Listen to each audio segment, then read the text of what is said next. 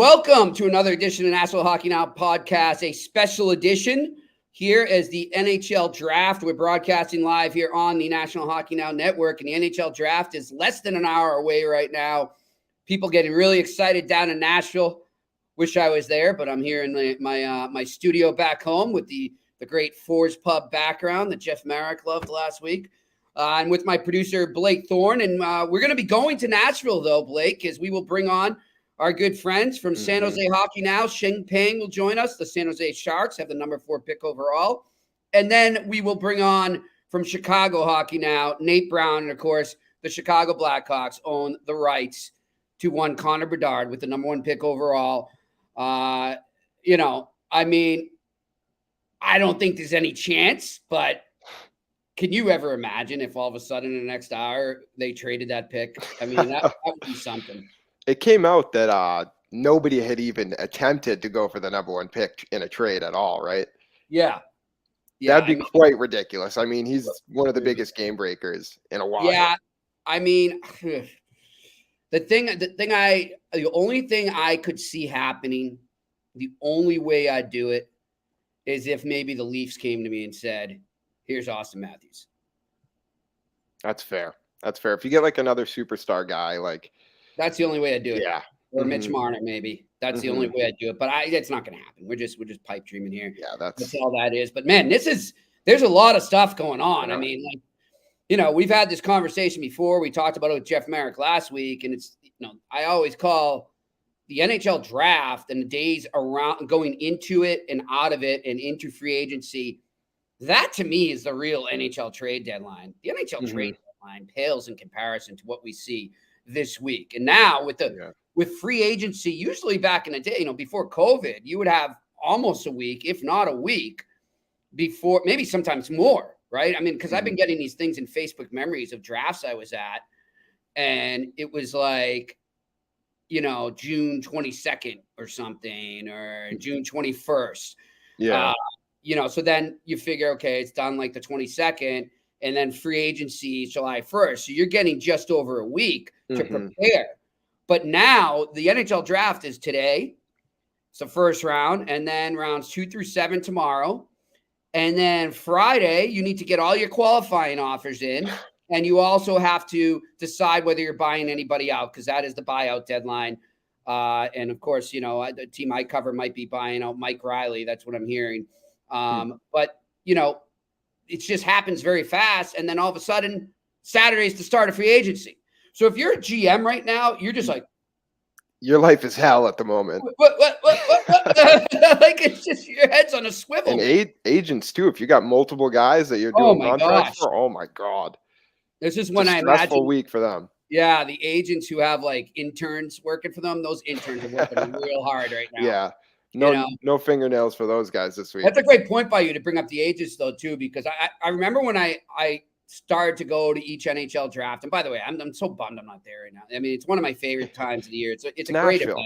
It's Nashville. Yeah, it's in Nashville. Can't complain, though. I was in Montreal last year, though. And they announced it's going to be Vegas next year. Yeah. Did you hear that? Yeah. That's probably going to be even better. I kind of feel like the Boston Bruins got porked by the NHL. I mean, it's a centennial season for the Bruins, and they didn't get the All-Star game. That's in Toronto, and they didn't get the draft. That's in Vegas. Now, I have no problem with going out to Vegas if I'm going, or going to Toronto if I'm going, but still, if I'm the Bruins, I'd be like, hey, wait a minute. When the Canadians did their centennial, they got both. I mean, what's the deal? Why is that not happening? But so be it. But I'll tell you, going back to what you're saying about agents, man, that was one thing, was the more I would go to drafts, the more agents I'd meet, whether it's in hotel lobbies or in the bars there, or, at the arena, whatever. And they're the lifeline of this thing, man. And that's where you build a lot of sources, and you get your network of sources is talking to those agents. Getting all the info from them. Kind of bouncing around. Yeah. I mean, I remember being at a draft one time in LA. It was the year Taylor Hall, who, by the way, since we were last on, got traded from the Boston Bruins to the Chicago Blackhawks with the rights to Nick Foligno, who then signed what we were saying, it's a little too much for Nick Foligno, $4 million one year deal. But then again, that's the value he'll bring to that team. It's not always about what the rest of the world thinks of it. It's about what that team thinks of his value to their team. So, but anyhow, yeah, I'm out there in LA, and I just remember sitting in a hotel lobby the night before the draft, and there was just so many agents and GMs in there, man. And I was just kind of like a fly on the wall. Yeah. Just listening and listening and listening. And then a couple of them were cool enough to come over to me. Hey, I like your work, and talk to me. And I've been friends with them since, so it's been pretty, do it. Yeah, that's the way to do it. And they are the lifeline of this. And it's a great night for them too, because they put a lot of work into these kids, and now it's coming to fruition. So it's a great night. Ooh, one sec. We're getting a little, speaking of agents.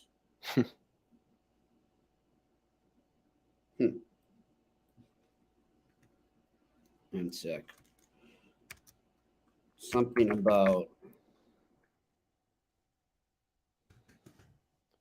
When you're done with that, we can go back to your point about Foligno getting that friendly deal in his bank account with Chicago. That also is going to bring Hall to be Connor Bedard's winger. Yeah. Not a bad spot for him.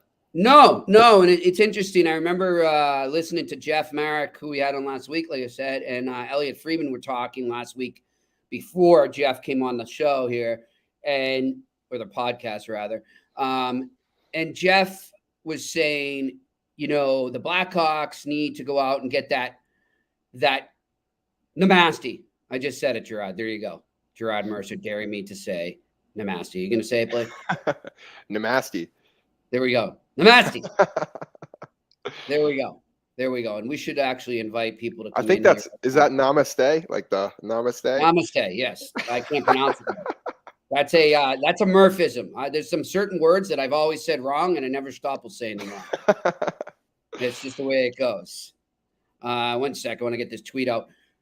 But anyhow, Marek said the Blackhawks need a combination of scoring and grit. Well, they got it in that one trade. They need somebody to put on his line that can score, that's a veteran presence, and they need some grit to protect him. They got it in that trade. I think a great move by Kyle Davidson. Hey, I just got to send this tweet out. Well, while I'm doing that, why don't you talk about that thing you saw with Kyle Davidson in Nashville? I thought that was hilarious. Yeah, Kyle Davidson was just walking down the street, and like a small media group went up to him and was just like asking, just like local fans, like, hey, are you an NHL fan? Like, name some hockey players. And the guy had no idea he was interviewing Kyle Davidson. And he just started rattling off like a ton of Blackhawks players. I just thought it was so funny. And after the fact, they found out. It was just good. If that person had known, the videographer, that would have been some good content. I'm sure he probably would have got some good Connor Bedard content talks from the GM. He probably hasn't spoken much on him because he just hasn't yet, because they don't have him yet. But yeah, I remember somebody that was just a funny interaction. Yeah, there's been a couple other times where I've seen hockey people do that. Because let's face it, they're the least recognizable guys in pro sports. Iginla got interviewed by like a weatherman in the parking lot in a snowstorm on the Pike, right? That was hilarious. Jerome Iginla on the Mass Pike in a snowstorm. That was too good. All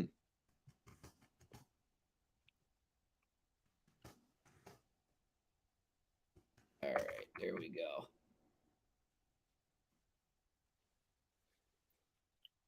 All right, so we're teeing up the draft here, man. So listen, I mean, Blake, what are you thinking right now? What to you, besides obviously Connor Bedard, a generational player coming into the league now, what to you is the biggest storyline heading into this draft?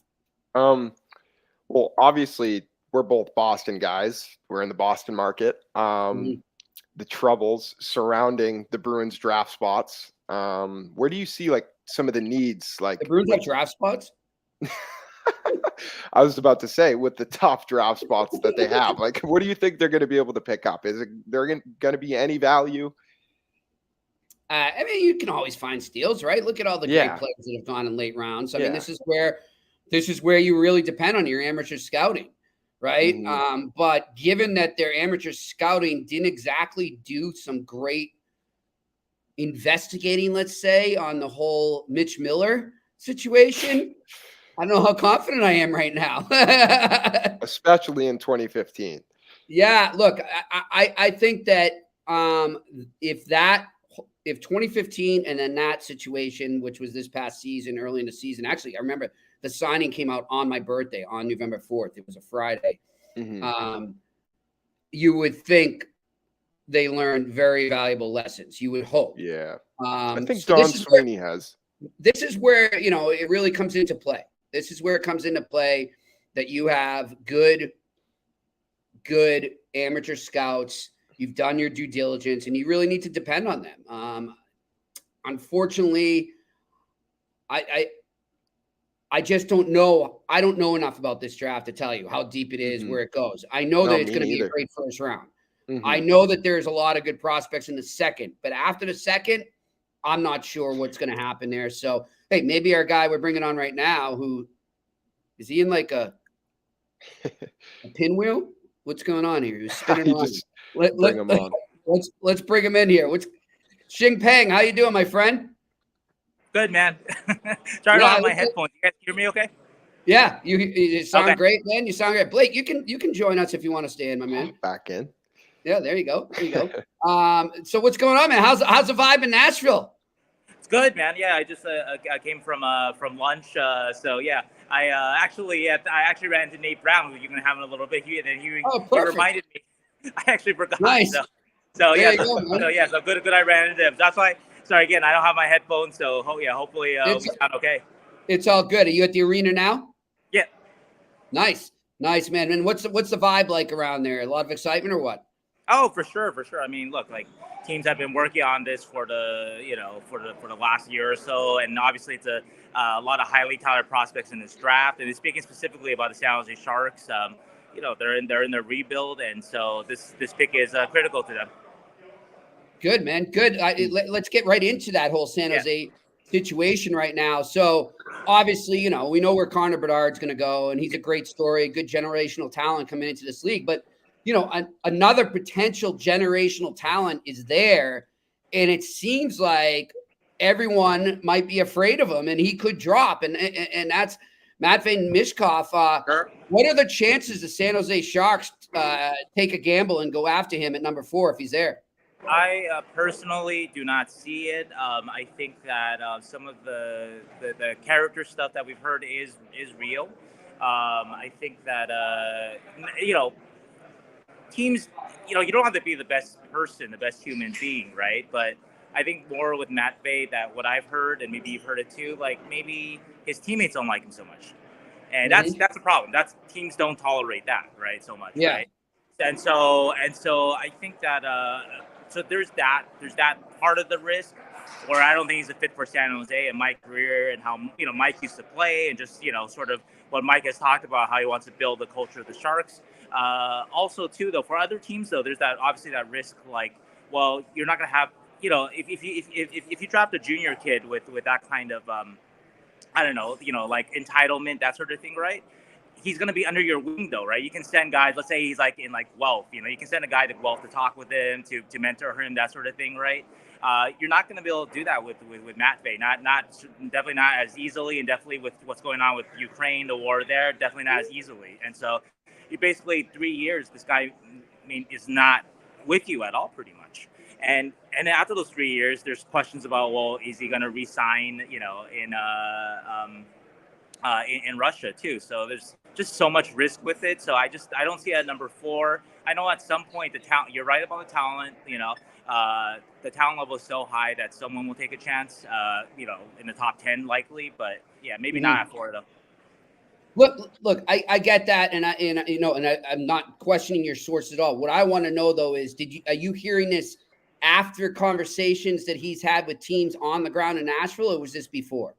This is before, and it's not just one source. So it's I was very careful. I wrote a story about Michkov and character concerns like a month ago. Very careful with that. I read that. Yeah. Russian players get a bad rap. Yeah, they get a bad rap. They get that brush, right? They don't deserve that in general, right? A lot of them, Right. have been on winning teams and won Stanley Cups and whatnot, right? And so I was very careful with that. And also, too, I in my story, I wanted to hear something specific, and not just like he's an asshole, but like actual specific stuff that he did. And so anyway, I ended up overall like multiple people, same thing, and then some specifics from someone. And you always have to think about your source too. Like, does your source have a reason? I know Andre Nicolishin. I know that situation, man. Said some stuff, but I'll tell you, Andre was. I don't know Andre, so he wasn't one of my sources. And that's guy obviously with a motivation for Matt Vey to drop. But the people I talk to, either I trust them, so if they had a motivation, I know them, so I trust them, or they don't have a motivation that I can discern for saying. There's things there's things I held back in the story too. I just don't see the risk, Yeah. Look, I'm with you, man. I mean, from the few amount of people that I've spoken to, I've heard the same thing, and I'll tell you right now, I spoke to somebody today who's with a team that spoke to him. I'm not allowed to say what team that is, but still, I mean, the knock on him is consistent, and that's not a good sign. I talked to somebody that talked with him in Nashville, and same thing. I can't say the team, but it was tough to read. That's almost. I got the word complicated. That's the word I got. Was the description I got. So it sounds like we have the same general thrust. So there you go, Blake. Yeah, I honestly don't think a guy like Erik Karlsson would deal with any of that in the locker room. So I think that's kind of a smart move for them. May not be there. So. That's true. He won't be there for years either. Yeah. So. But so like at the end of the last season, like what were some of like the needs that you saw that the Sharks kind of needed to get like maybe in this draft upcoming? They need everything. They're the fourth worst team. Imagine if they didn't have Erik Karlsson as 101 points, they would have been even worse than the fourth worst team. So they need everything. They need everything in the system. They need everything. Obviously, on an NHL team, they need everything, especially if they trade Karlsson, and they've already traded Timo Meier. So they just So I don't think there's a kind of a need thing. They need talent.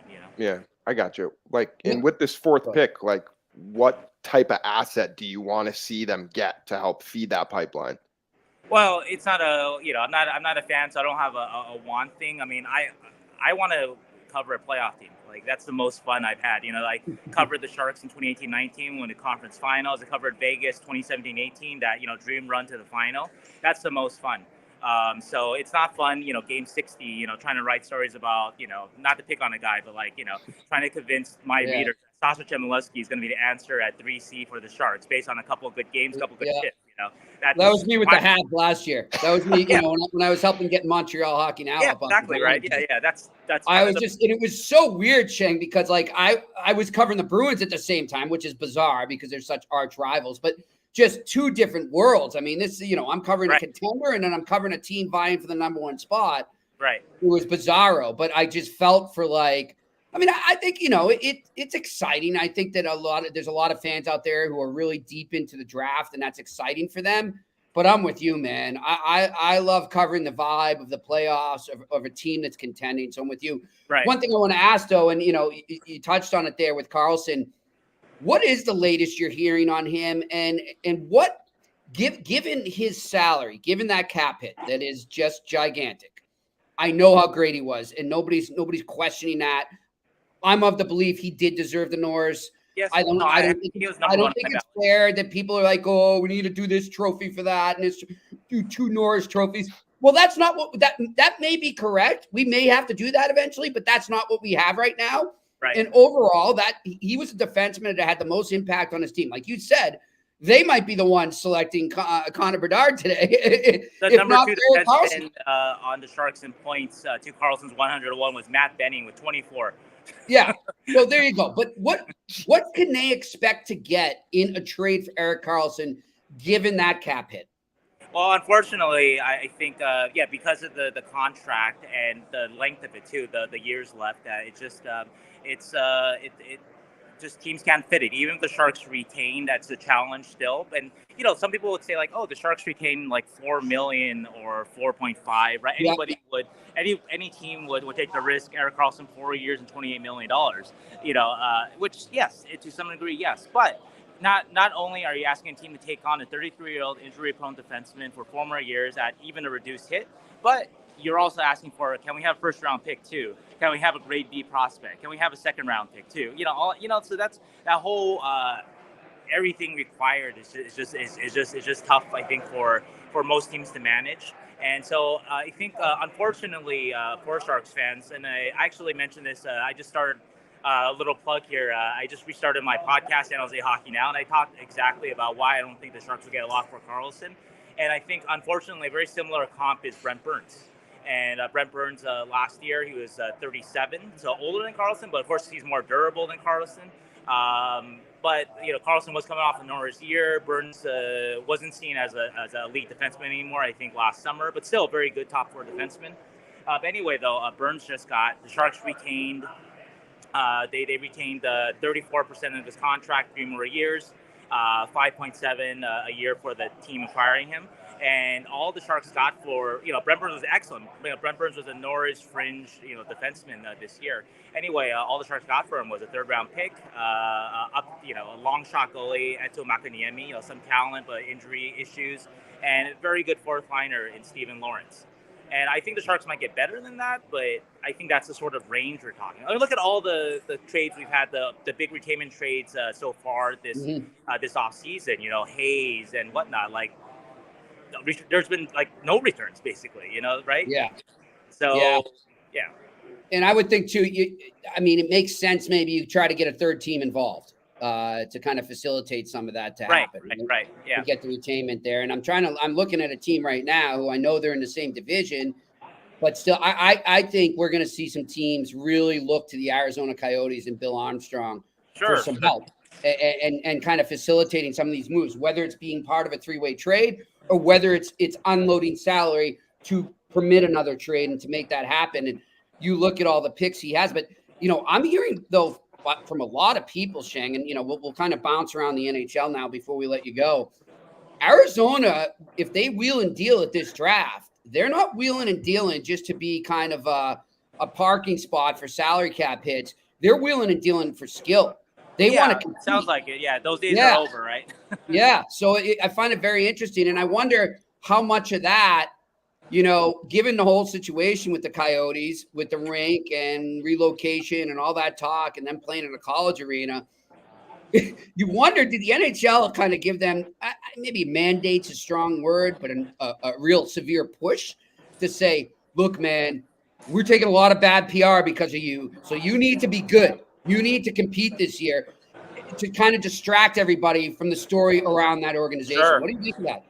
Yeah, no, I think that's certainly possible. Arizona has been a refuge, oasis for teams for the last couple of years for bad contracts and not having to give up too much of 2nd-round picks.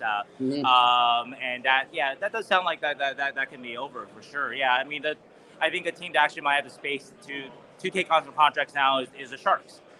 Even with Karlsson still in the books, and they got to add, re-sign some of their RFAs. They still, I think, come in at maybe like $10 million or so free. So that's why there's a rumor today about Jeff Petrie over there. So something like that. Yep, great, good stuff, man. Okay, I'm going to put you on the spot. Who are the Sharks taking it for? I think Smith. I would guess they prefer Karlsson, but if the draft goes as everyone expects, Bedard, Fantilli, Karlsson, I think they'll take one of who's left, Karlsson or Smith. So. Okay, nice. All right, my friend, listen, enjoy it. Have you made it down to Tootsie's at all? Yeah, twice. I've been since closing. I helped close down the place the last 2 nights. So. Oh, there you go, my friend. Well, tell her I said hi if you make it again. I'll talk to you soon, brother. Have a good one. That's Sheng Peng from San Jose Hockey Now. I want to urge our viewers out there and our listeners, check him out. He does a great job there. It's been a great addition to the National Hockey Now network, really tied in with the Sharks. And, it's good. It's funny. I don't know if I told you this, Blake, but I went to high school. I graduated St. Sebastian's High School in Needham, Mass. with Mike Greer, the general manager of the San Jose Sharks. He was our star player there.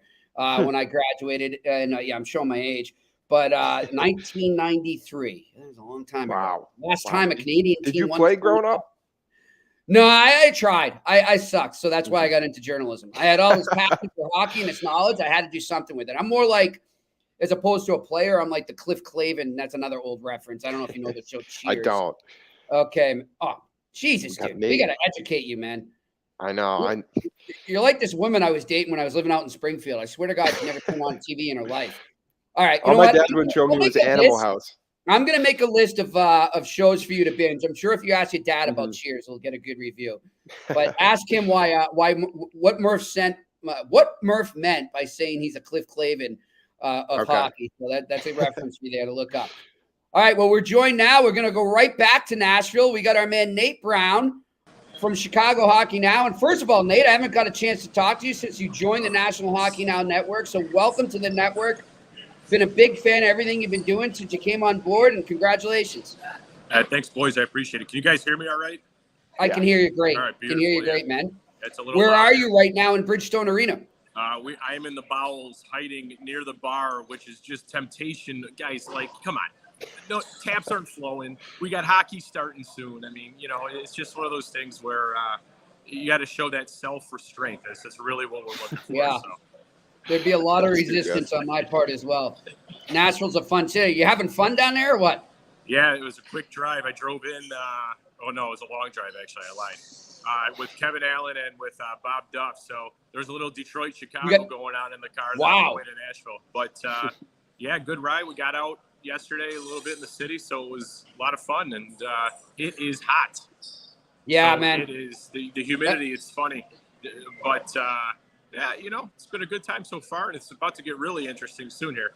Yeah, that's right. Listen, I'll tell you, before we get into the talk there, I remember the last time I was in Nashville, it's funny, I think it was maybe 2011. It was the year the Bruins won the Cup. I was there. That was good. But the time before that, I've only been there twice for hockey purposes.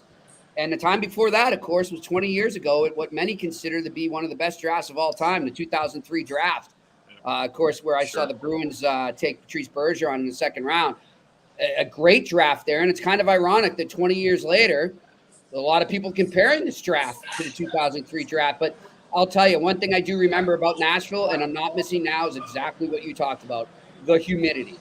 Like, it literally, you would pound like 4 beers, and you walk outside, and your buzz would be gone because you sweat it right out. It was just like boom. But you had it. I'll tell you one thing, man, and I'm sure you know. Drink that water. Drink water. Drink agua. Keep that going, and you'll be happy you did later. Hey, listen, let's get right to it. Talk to us just about the excitement among Blackhawks fans in the city of Chicago right now as they get prepared to draft a generational player in Connor Bedard. Well, I think you kind of have a mixed bag. First, you have people who are really, really like, now it's like, okay, rebuild's over. And it's like, no, not exactly. There's going to be some steps that need to be taken. But at the same time, the city of Chicago hasn't had anything like this happen since Derrick Rose was drafted to the Bulls in 2008. Now, you absolutely want a better return than that, because once Rose's knee blew out, that was it. But you're hard-pressed to go back, because even when Patrick Kane was drafted, hockey wasn't like it was now. They were trying to relearn it. Everything was kind of rebuilding all over the place. And it has been fever pitch. And boy, did I hedge the bet right by starting that website the week before the lottery, because I was like, that little off chance that happens. And boy, did it happen. And you talk about hitting. But before we go on, one more, I got to say, when I jump onto a pod and I hear Cliff Clavin references, that's just incredible. So we got a man a little closer to me in age here, so that's good. I got to do my research. Oh yeah, Blake. I mean, you're from the Boston area. You got to know Cheers. It's like it's a staple here. Come on. Fair. So I'll do it after. I gotta say though, sometimes I could be viewed as Norm too. So you'll have to look up that reference too. All right. So listen, you look at what's it been like just for the team in general. Kyle Davison, obviously, first few years in the infancy of his reign as GM, everything they've been through with all the off-ice stuff and the Kyle Beach thing. How great was the timing of this for this franchise? Well, it's definitely a good thing. You can't obviously skirt past all the things that happened with Kyle Beach. That was a terrible thing just in general, and they really had to, work on themselves a little bit with that organizationally and look at it. You move past that, and then you look at the fact that, okay, so Davidson trades away DeBrincat. He trades away Doc. He goes and drafts 2 defensemen, and then he grabs Nazer 13th after the Doc trade. So you kind of saw what he was doing. He's distancing a little bit in terms of, okay, it wasn't working what we tried to do. We got Fleury, we got Johnson, we got, who am I missing? There's one other one I'm missing. I'm forgetting. I'll remember in a second. Yeah. Shoot, why can't I remember that? He started trading guys left and right. Then he trades Kane. And then he has the biggest of all time where he comes out with Jonathan Toews and says, yeah, we're not offering your contract. Thanks for everything that you did. He has this unbelievable emotional send-off at the United Center. They nearly beat the Flyers in that game. And then you win the lottery. So you kind of had this, okay, it's going to be a painful, long rebuild like most franchises go through. Oh, by the way, you just got the golden ticket out of the rebuild. Congratulations. Maybe a couple of years, but you can already see now what he's doing. He goes and gets Foligno. He gets Hall. Now, okay, you give the Bruins some breathing room, but at the same time, now you got some veterans to insulate Bedard with. Yeah, that's what I was saying to Blake. Yep. Yeah, and it goes back to what the Penguins did in 2005. Lemieux comes back. You had Ziggy Palffy. Ziggy Palffy, come on, that's a great name from the past that comes back. Jeez, I forgot he was there. That's right. But that's you a good call. Yeah, you did everything that way. So you can see what he's doing. There's excitement for sure, but just he keeps asking for that patience piece, and that's really the hardest part. You look at their back end right now. Is that something they're going to focus on later in the draft after they get through the first round here? Yeah, I think really the key is the first pick's the easy one, right? Like everybody knows this is Chicago there. From there, and I literally did this last night. I read 5 different mock drafts and put them all in. 5 different drafts, 6, and one of them had 2 writers on it. 6 different guys at 19. So I think the direction you're going to probably look at, hey, if we can get a guy who can really complement Bedard well, because that's where they're different from Pittsburgh. Pittsburgh they had Malkin, Fleury, and then Jordan Staal in a row. The year Staal was after Crosby was drafted. So you get this young core built in. Chicago's getting there. That's where if you see a trade up tonight, that's why, because they're going to try to get a guy that will be there maybe in 1 to 2 years. Yep, perfect. Now let me just ask you this too: before Bedard came about and they knew they were going to get him, what was the vibe like this year in Chicago? How bad did it get? It's funny because they kind of went on a heater to start the year. Jonathan Toews was on fire. I think that's right. I remember that. He had 7 goals, I think, in the first 12 games. And there was this, Luke Richardson might be like the greatest coach of all time. And then they hit the skids a little bit.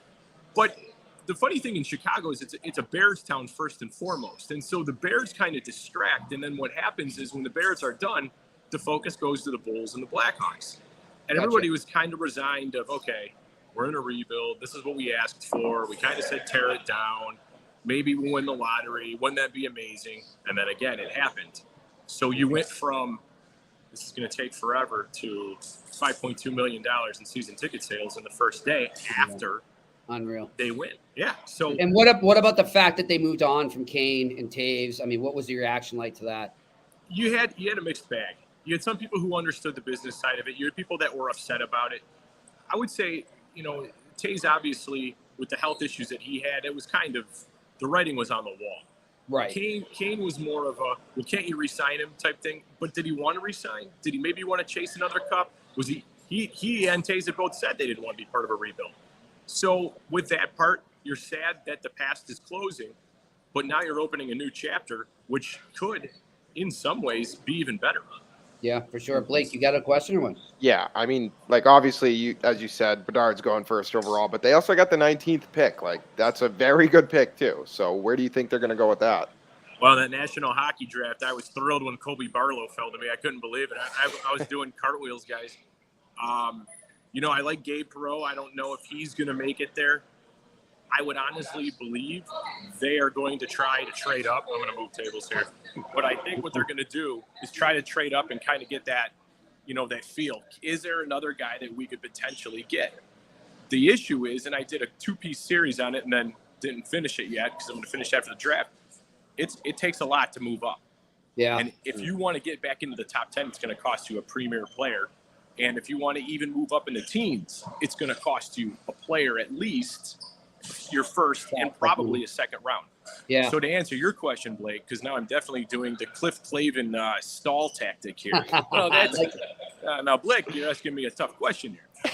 the big one. Well, Norm. yeah. There's a dog-eat-dog world, and I'm wearing melt bone boxers. Yep. Oh, I could do this all day, boys. We got to get some Cheers clips in here, man. Yeah, for awesome. Sure. So to answer it, Blake, I would say really, I actually made a list too. Crystal's the fascinating one because that's Bedard's best friend. So do you go the nostalgic route with him? And he, Bedard talked big about his hockey IQ. All the scouts raved about his hockey IQ. Well, you want somebody to feed Connor Bedard and vice versa? There you go. It's just he went everywhere on every mock draft from 8th to 32nd. So, it really is. It's in the eye of the beholder. But I would say if you're going by need, you need a winger. If you're going to go best player available, well, if Oliver Moore somehow falls to you as he did in a mock draft, I mean, you're going to take him too. So don't think I play their cards. Question. Yeah, exactly. You did. There's a bunch of options. So it's only going to be a matter of what falls to them, I feel. Yeah. Yep, for sure. Well, listen, man, we know you're busy. We'll let you get back to it. Get ready for that draft. Enjoy the moment. We look forward to reading your stories on Chicago Hockey Now, and I look forward to having you on again and hopefully meeting you down the road. Yeah, thanks, guys. I really appreciate it. All right, Nate Brown. Have a good one. Enjoy it, guys. See Chicago Hockey Now there, Nate Brown. It looks like it's going to be a fun first round, Blake. I know. Very fun. I like that point he brought up. Yeah, like the way he says it, it's like sort of after the top 10. It's a crapshoot. Yeah. Mm-hmm. And that's a bunch of good players. Yeah, that's going to be good stuff. I love this. I'm just interested to see how many trades we get going. I haven't even really been looking as we spoke here. Has anything happened? Let's see. I don't think so.